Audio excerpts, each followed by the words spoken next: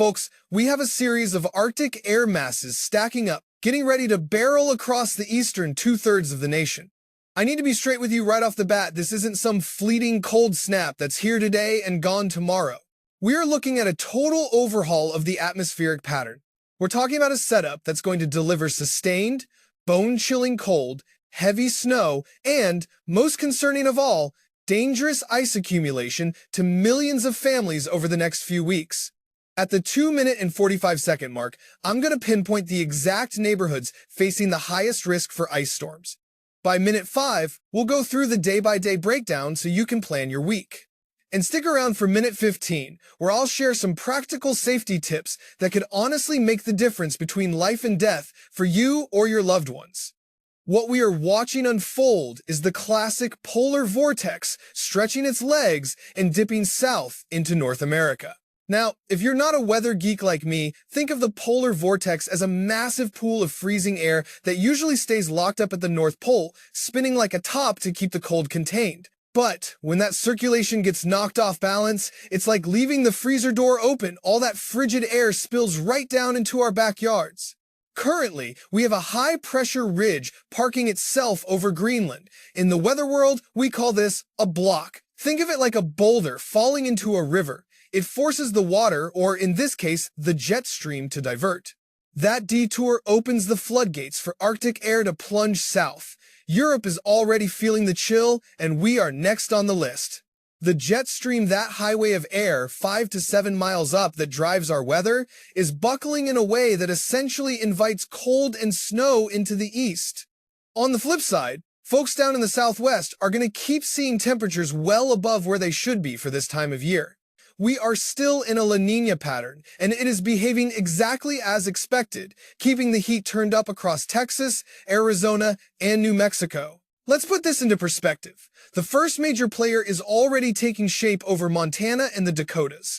As this system tracks toward the Great Lakes on Sunday, the pressure is going to drop like a rock, what we meteorologists call bombogenesis, or a bomb cyclone. The National Weather Service has already posted winter storm watches for Wisconsin and the upper Midwest, and I would bet my bottom dollar those get upgraded to warnings very soon. Listen to this number. Some spots in Michigan's Upper Peninsula and northern Wisconsin could see over 12 inches of snow from just this first round. And friends, that is just the opening kickoff. The long-range data suggests we have got wave after wave of cold air lining up for the first 2 weeks of January. Let me walk you through the timing day by day, because when you're protecting your home and family, timing is everything. Right now, on this Saturday, it feels deceivingly nice across most of the east. We have got temperatures in the 70s and 80s down south. Even folks up in Iowa are seeing the 50s and 60s. Get some fresh air while you can, because the other shoe is about to drop. Moving into tonight and Sunday, that storm really starts to flex its muscles over the northern plains. Light snow is already dusting parts of Montana and the Dakotas. Colorado is finally getting some moisture after a bone-dry start to the season, though it won't be enough to really build up that base the ski resorts are praying for. Sunday is when the rubber meets the road. As that low pressure spins up toward the Great Lakes, the backside of the storm is going to drag down genuine Arctic air. The mercury is going to plummet, and the winds are going to howl, sustained speeds of 30 to 40 miles per hour, with gusts even higher. That combination creates dangerous whiteout conditions. You could lose visibility completely in the blink of an eye, making travel treacherous. Now, this cold front is going to drape all the way down through Texas on Sunday. Out ahead of it, we have warm, moist air streaming north.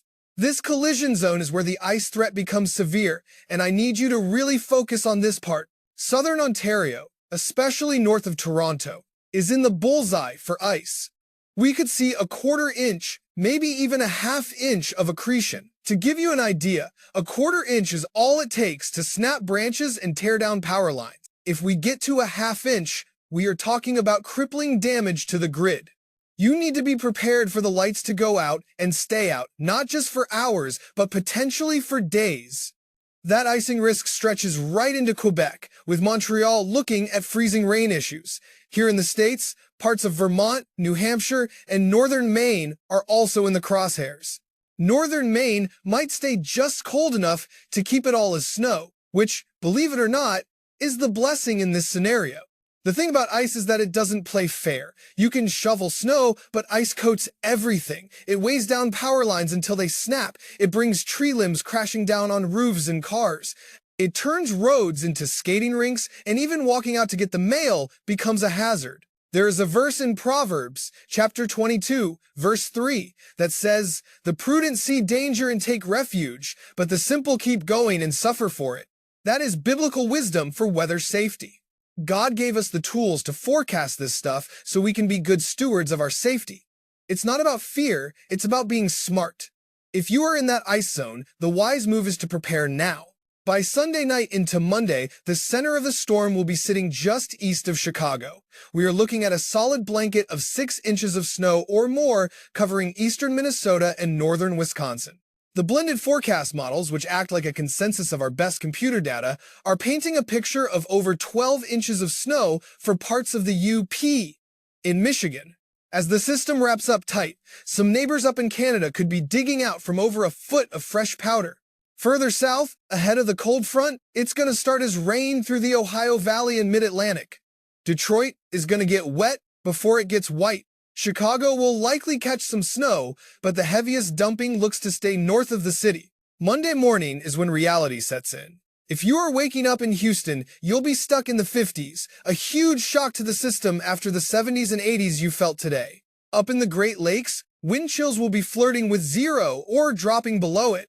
That cold front is moving fast. By the time you pour your coffee Monday morning, temperatures will be diving into the 20s across Mississippi and Alabama. Folks who are wearing t-shirts on Saturday will be hunting for winter coats by Monday. The chill deepens on Tuesday. Northern Mississippi and Alabama will be lucky to see 30 degrees for a high. Even Florida isn't escaping this grasp. Orlando is going to struggle to get out of the 50s, and by Wednesday morning, if the winds align just right to funnel that air down the peninsula, we could see frost or freezing temperatures threatening the crops. Once the main storm moves out, the lake effect machine turns on. When you run that bitter Arctic air over the relatively warm Great Lakes, it acts like a steam engine. The air sucks up moisture, rises, and dumps heavy snow bands on the downwind shores. It's good news for the skiers' resorts across the Northeast, and the Great Lakes are finally going to get the natural snow production they have been waiting on all season. Now, looking ahead to the new year, things get really interesting. The atmosphere looks like it wants to stay active. New Year's Eve could bring another system rippling through, potentially dropping snow from the Ohio Valley into Pennsylvania and the Northeast. The cold air is going to lock in across the northern states. This isn't a quick visit, it's a long-term residence. Once a pattern like this sets up, it tends to stick around for weeks. Peeking into the crystal ball for the 4th, 5th, and 6th of January, the models are hinting at an even deeper plunge of cold air reaching all the way into the southeast. We aren't just talking chilly, we are talking about significant anomalous cold. I'm not going to promise a specific storm that far out that would be irresponsible, but I will tell you, this is the classic recipe for big East Coast winter storms. You get that cold air entrenched, add Gulf moisture moving up the coast, and that is how you get the blockbusters that shut down cities from Atlanta to Boston. The European model was trying to spin something up in the Northeast during that window last night. I take specific model runs with a grain of salt this far in advance, but I respect the pattern. And right now, the pattern says we need to be ready for some serious winter weather. Alright folks, let me walk you through this map sector by sector so you know exactly what is coming down the pike and how to get your family ready. Let's kick things off out west. If you are in California, you can finally catch your breath. That relentless parade of atmospheric rivers is taking a break, and those flood advisories are going to expire. Looks like Monday and Tuesday will give you some much-needed drying out time. But don't get too comfortable. Come next Friday, the 2nd of January, another system starts eyeing the Pacific Northwest. Washington and Oregon, you are looking pretty calm for most of the week, but that moisture train will try to drag itself back down to California by the following Sunday. Over in the Rockies and the Mountain West, it is going to be quiet. We are just looking at some scattered flurries, maybe a dusting to a couple of inches for the Wasatch and the high country in Colorado and Wyoming. The valleys will barely see a flake. It is not the big one, folks. Even looking north across the border, the heavy stuff is staying way up in latitude. Although, if you are listening from the coastal ranges of British Columbia, well north of Vancouver, you are going to see some serious accumulation. Now, for my friends in the plains, get ready for some weather whiplash. It feels like spring right now, doesn't it? Enjoy it, because a sharp cold front is barreling through on Sunday. By Monday, places like the Dakotas, Nebraska, Kansas, and Oklahoma will see the mercury nosedive 20 to 30 degrees from Saturday's highs. We might see a little upslope snow developing along the Front Range in Colorado and dipping into the Texas Panhandle, but nothing too crazy accumulation-wise. The Midwest and the Great Lakes, however, you are in the crosshairs. Wisconsin, you need to buckle down for a genuine winter storm starting Sunday night. We are talking 6 to 12 inches of heavy snow, with the jackpot totals up north. And to the upper peninsula of Michigan, I know you have been buried all winter, but I am afraid there is another foot coming your way. Minnesota, you are not escaping this either. Eastern parts of the state could easily see half a foot or more, and once that snow stops, the bottom falls out of the thermometer. We are talking sub-zero temperatures sweeping in behind the low. Illinois and Indiana, you folks are stuck in the battle zone between rain and snow. Chicago and Indy might see some flakes, but the real story for you is going to be the biting cold and howling winds. It is going to cut right through you. Michigan, specifically the lower peninsula from Detroit to Grand Rapids, watch out for a messy, dangerous mix of ice and sleet. The Ohio Valley and Mid-Atlantic, you are mostly looking at rain, but do not let your guard down. Before the cold air hits, we could see some nasty thunderstorms with wind gusts topping 40 miles per hour. And when that front clears, the temperature is going to crash hard. Pittsburgh, Columbus, Cincinnati, you are going to feel like you time traveled from spring back to deep winter in 24 hours. You will go from the 60s on Sunday down to the 20s and 30s by Monday. The Northeast is where I am really concerned about ice. Vermont, New Hampshire, upstate New York, and Maine, this is the kind of setup that snaps tree limbs and tears down power lines. A quarter inch of ice is a disaster waiting to happen. And for the snow belts near the lakes, the lake effect machine is about to crank up. Buffalo, Syracuse, Erie, you folks are tough, you know the drill. But with this Arctic air locking in, this lake effect event could drag on for days. Keep the shovels handy. Down in the southeast, it is a roller coaster ride. You are basking in near record warmth today. Carolinas, Georgia, Virginia, it is beautiful. But pay attention. By Tuesday, you will be shivering with temps 15 to 20 degrees below normal. It is rare to see a swing of 40 degrees that fast, but it is happening. Even North Florida is going to feel the chill. Orlando, you might want to cover the sensitive plants because you could be flirting with the freezing mark by Wednesday morning. Now, I want to shift gears and have a serious heart-to-heart about safety. Knowing the forecast is one thing, but being prepared is what protects your family.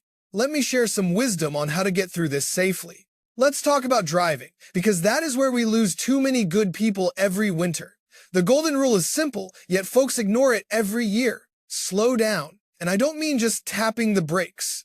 If the speed limit is 65, you need to be doing 40, maybe 30. It is better to get there late than not at all. You have to respect the physics of ice. Your stopping distance increases 9-fold. Think about that, 9 times longer to stop. If you usually need 100 feet on black ice, you need the length of 3 football fields.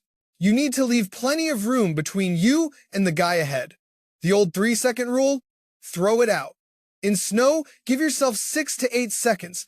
Pick a landmark, count 1 Mississippi, 2 Mississippi, all the way to 7. If you pass it before then, back off. Treat your car like it is made of glass. No sudden moves, no stomping the gas, no slamming the brakes, no jerking the wheel. Imagine you have a full cup of scalding hot coffee on your dashboard without a lid and you cannot spill a drop. That is how smooth you need to be. If you hit a slick patch and start to slide, do not panic and do not slam on the brakes. That locks your wheels and you lose all control.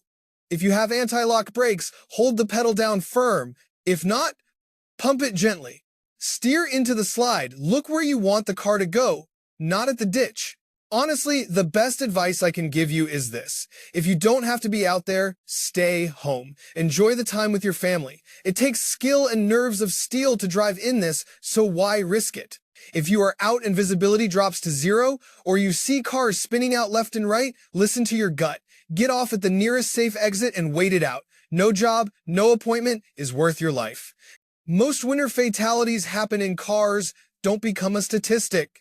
If travel is essential, you need a survival kit in your trunk. I am talking about gear that keeps you alive if you are stuck overnight. Pack sleeping bags or thick wool blankets. Keep that gas tank above half full. It helps with traction and keeps your fuel line from freezing. You need a flashlight with fresh batteries, jumper cables, a solid ice scraper, and a shovel. Throw in a bag of kitty litter or sand for traction if you get stuck. Keep some water, protein bars, a phone charger, and warm clothes, hats, gloves, boots, even if you think you won't need them. God forbid you get stranded, stay with your vehicle. It is your shelter. Run the engine for 10 minutes every hour to keep the chill off, but please, check that exhaust pipe first. If it is clogged with snow, carbon monoxide can back up into the car. That is a silent killer. Tie something bright, a red rag or scarf, to your antenna or door handle so the state troopers or rescue crews can spot you against the white snow.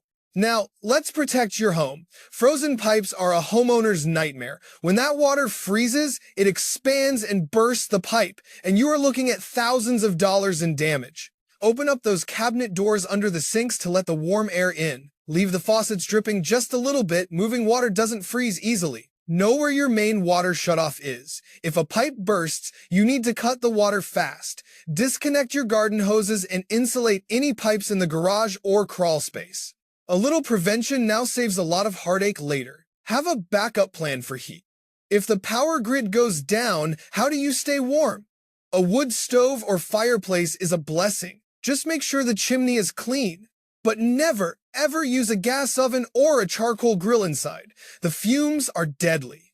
If you use space heaters, treat them with respect. Keep them 3 feet away from curtains or furniture, and never go to sleep with one running. Make sure it has that safety switch that turns it off if it tips over. Head to the store before the first flake falls.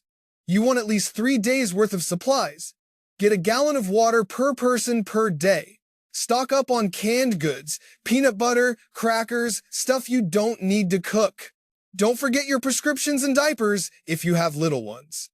Remember, the pets, too, get their food. Have a battery-operated radio so you can hear the emergency broadcasts and keep some cash on hand. If the power is out, the credit card machines are just paperweights. Check your smoke detectors and carbon monoxide alarms today. With heaters running and fireplaces roaring, the risk of fire goes up. You want that peace of mind, knowing your family will be alerted if something goes wrong. For folks in the ice storm zones, you need to be realistic. The power is likely going out. Ice is heavy. It snaps lines like twigs. Crews work hard, but they can't go up in bucket trucks until the wind dies down. You could be in the dark for 3 to 5 days. If you live out in the country, it might be a week. That is just the reality of rural living, so prepare accordingly. Charge everything up right now. Phones, laptops, spare battery packs. If you or a loved one relies on medical equipment, call your power company immediately and get on their priority list. Be a good neighbor, check on the elderly, and stay safe out there. You need a solid game plan for where your family will hunker down if the electricity cuts out for a long stretch. Folks, we need to have a serious conversation about what this kind of deep freeze does to the human body. We're talking about frostbite setting in within just 30 minutes once those wind chills dip past -18, and the upper Midwest is absolutely going to see those dangerous numbers. It usually hits your extremities, first fingers, toes, your nose, and ears. Watch for that skin turning pale, waxy, or going numb. If you see that, get inside immediately. Warm water, never hot, and don't rub the skin. If the feeling doesn't come back, you need to see a doctor. Hypothermia is even scarier. That is when your core temperature drops below 95 degrees. For adults, look for the umbles, stumbling, mumbling, fumbling, along with shivering and confusion. With babies, their skin gets cold and red, and they get very lethargic. This is a 911 situation. Plain and simple. Get them somewhere warm, strip off wet clothes, and focus on warming the core, chest, head, neck, using blankets or even skin-to-skin contact. Forget the one big coat. Layering is the secret. You want a base that pulls sweat away, a fleece middle to trap heat, and a shell to block that wind. And please, put a hat on, you lose so much heat right off the top of your head. I always recommend mittens over gloves because keeping those fingers together shares the warmth. Combine that with heavy wool socks and boots that are actually waterproof, and you will be all right. Don't stay out there longer than you have to. And listen, there is an old myth that a stiff drink warms you up. It doesn't. Alcohol actually dilates your blood vessels and makes you lose heat faster. So keep the whiskey for later because it is dangerous out there. To my older friends and folks with heart issues, please be careful with the snow shovel. It is a major trigger for heart attacks. Push the snow, don't lift it, take breaks, and if your chest feels tight, stop immediately. I want to pause the weather talk for a second and address the heavy feeling some of you might have in your gut. It is normal to feel anxious about your parents, your commute, or just keeping the house running when you see a forecast like this. But remember 2 Timothy 1:7. God didn't give us a spirit of fear, but of power, love, and a sound mind. We prepare because we are good stewards of what He gave us, not because we are scared. He knows exactly where you are in this storm. So, we do the work, we button up the house and buy the groceries, but then we place our trust in Him. Living out that faith means looking out for the folks next door. Before the snow flies, knock on your elderly neighbor's door. Do they have their pills? Is their furnace running? Maybe you have a generator and can keep their insulin cold, or you have a truck that can handle the drifts to get someone to the doctor. Jesus told us in Matthew 25 that serving the least of these is serving Him. Whether it is plowing a single mom's driveway or helping seniors whose heat went out, these storms are a chance to show real love. This is our moment to truly be the hands and feet of Jesus in our neighborhoods. If you are sitting there watching this alone, particularly our seniors, please don't isolate yourself. Pick up the phone and call a friend or someone from church. There is absolutely no shame in saying you need a hand. Honestly, letting someone help you is a blessing to them too. And if you know someone on their own, be the one to make that call. All right, let's get back to the brass tacks of timing so you know exactly when to act. For my friends in southern Ontario, Quebec, and over into northern New England, today is the day to get ready. That freezing rain starts Sunday night, so fill the tub, charge the phones, and get your supplies in now. Having that bathtub full is a lifesaver for flushing toilets if the power cuts your water pressure. Upper Midwest folks, Wisconsin, Michigan, you have until Sunday morning before the wind and snow really kick up. Top off the propane tanks and make sure you are set to stay put for 48 hours. And fire up that snowblower today. Don't wait until there is a foot of snow on the driveway to find out it won't start. I know you guys around the Great Lakes are used to this, but don't get cocky. This isn't a normal dusting. With the Arctic air, we could be looking at days of intense lake-effect snow, so don't count on a quick grocery run. Down south, you are going on a wild ride from 70 degrees to the 20s. Wrap those pipes and bring in the potted plants, because this freeze is going to hit hard and fast. Looking ahead to the first week of January, that cold air isn't going anywhere fast for the north. The upper Midwest is going to have a hard time getting out of the teens, and even the Ohio Valley is going to endure a serious chill. The Southeast might get a brief break midweek thanks to some sun, but don't get used to it. Another blast of cold is right behind it. What really has my attention is the potential for a big nor'easter later on. When you lock cold air over the east and mix in Gulf moisture, you have the perfect ingredients for a massive snow dump from the Carolinas up to Maine. I can't promise a specific storm yet, but the atmospheric table is definitely set for something big.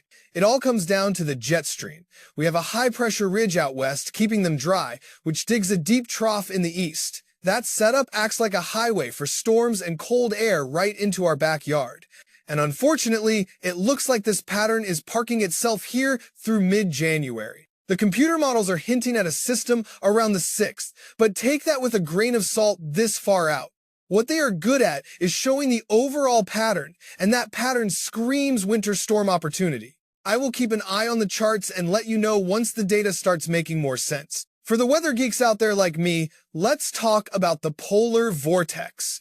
Think of it as a massive bowl of freezing air sitting on the North Pole, held in place by a strong jet stream.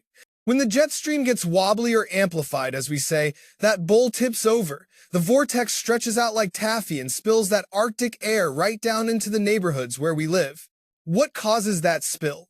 Usually, a block of high pressure, like the one we are seeing over Greenland right now, forces the jet stream to detour, opening the freezer door for us.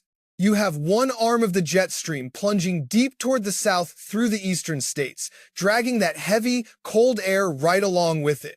At the same time, the other branch is shooting way up north, which explains why we are seeing those temperature spikes in other regions while this pattern holds.